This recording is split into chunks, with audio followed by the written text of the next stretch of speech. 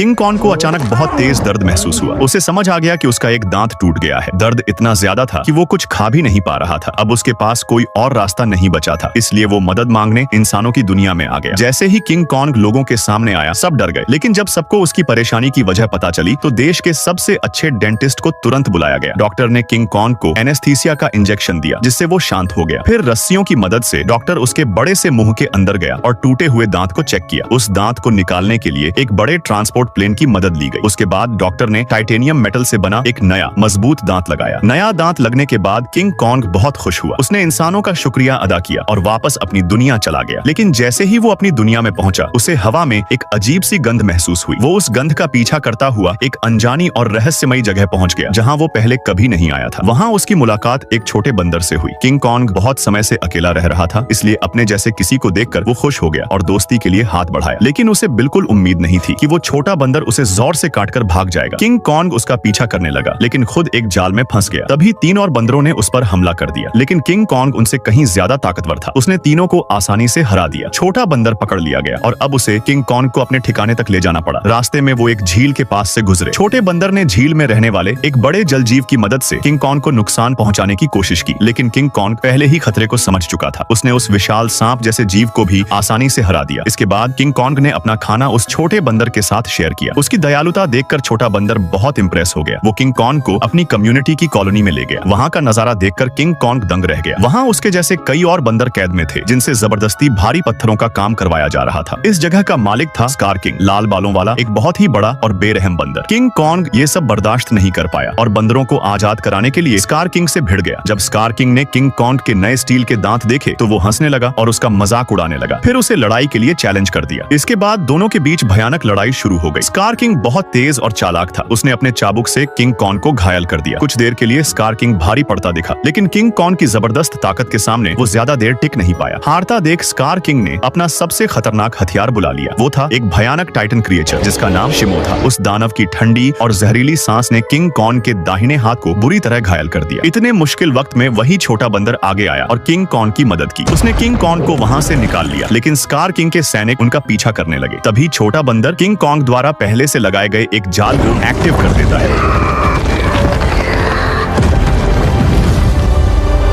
और दोनों अपनी जान बचाकर भाग निकलते हैं। अब बुरी तरह घायल किंग कॉन्ग छोटे बंदर की मदद से एक बार फिर इंसानों के पास पहुंचता है। इंसान फिर से उसकी मदद के लिए आगे आते हैं। वो किंग कॉन्ग को नया हाथ तो नहीं दे पाते, लेकिन एक खास मशीन की मदद से उसके हाथ को पहले से भी ज्यादा ताकतवर बना देते हैं। इस तरह इंसान एक बार फिर किंग कॉन्ग की मदद करके अपना फर्ज निभाते हैं।